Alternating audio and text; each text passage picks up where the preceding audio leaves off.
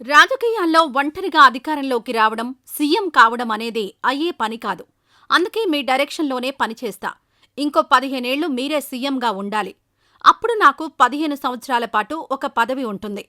Party మనుగడలో ఉంటుంది. ఇది పవన్ కళ్యాణ్ మనసులో మాట.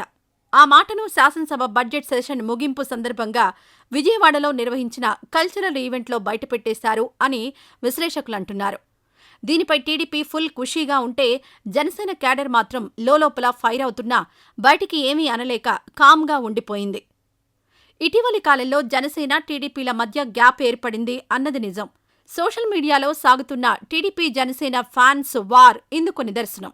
దానికి ఆయన చెక్ పెడుతూ 15 ఏళ్లు బాబుగారే సీఎం అని ప్రకటన చేశారంటున్నారు. ఏపీ గత వైసీపీ ఏలుబడిలో దారుణంగా దెబ్బతిందని, అలాంటి రాష్ట్రాన్ని గాడిలో పెట్టాలి అంటే ఖచ్చితంగా బాబు సీఎంగా ఉండాలని, ఆయన అనుభవాన్ని రాష్ట్రం పూర్తిస్థాయిలో వాడుకోవాల్సి ఉందని పవన్ అన్నారు. ఈ విధంగా పవన్ చేసిన ప్రకటనతో జనసేన, టీడీపీల మధ్య గ్యాప్ అయితే తగ్గిపోతోందని అంటున్నారు. దీనిపై తెలుగు తమ్ముళ్లంతా ఫుల్ హ్యాపీగా ఫీల్ అవుతుంటే, అదే సమయంలో వైసీపీకి షాక్ అనే చెప్పాలి. కూటమిలో విభేదాలొచ్చినా, లేక వేరుగా పోటీకి దిగినా అప్పుడు వైసీపీకే ఛాన్స్ ఉంటుంది. 2014 నుంచి 2019 మధ్యలో అదే జరిగింది. అందుకే మరోసారి అలాంటి సీన్ రిపీట్ కావాలని వైసీపీ కోరుకుంటోంది.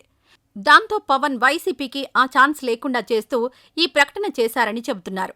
అంటే అటు టీడీపీని సంతృప్తిపరుస్తూ ఇటు వైసీపీకి చెక్ పెట్టేలా పవన్ వ్యూహాత్మకంగా వ్యవహరించారని అంటున్నారు. అది సరే, మరి జనసేన క్యాడర్ సంగతేంటి అనే ప్రశ్న తెరపైకొస్తోంది. కేంద్రంలో మోడీ 3 సార్లు ప్రధాని అయినట్టు ఏపీలో చంద్రబాబు కూడా వరుసగా 3 సార్లు సీఎం కావాలని ఆకాంక్షించారు జనసేనాని. అందులో తప్పులేదు. అది ఆయనిష్టం. కానీ ఆయన్ని నమ్ముకున్న అభిమానులు, పార్టీ కార్యకర్తల పరిస్థితి ఏంటి అని ప్రశ్నిస్తున్నారు జనసేనలోని కొందరు నాయకులు. చంద్రబాబునైనా, జగన్నైనా వారి వారి క్యాడర్ కానీ, క్యాస్ట్ కానీ సపోర్ట్ చేసేది వారిని సీఎంలుగా చూడాలని. మావోడు సీఎం అయ్యాడు అనే సంతృప్తి వారిలో ఉంటుంది. కానీ ఇక్కడ మేము నీకెందుకు సపోర్ట్ చేయాలి అనే వాదన కొందరి జన సైనికుల నుండి వినిపిస్తోంది.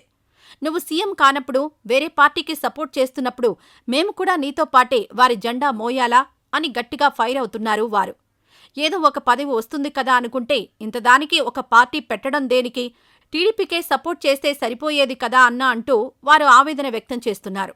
నువ్వు సపోర్ట్ చేయడమే కాకుండా నిన్ను నమ్ముకున్న వారందరి చేత ఆ పార్టీ జెండాలు పట్టించావు. నీ పదవుల కోసం జగన్ మీద ఉన్న ద్వేషంతో ఇంకో 15 ఏళ్లు వేరే పార్టీ భజన చేస్తానంటే అది నీ ఇష్టం. కానీ మమ్మల్ని మాత్రం వదిలేయ్ అని వారు వేడుకుంటున్నారు.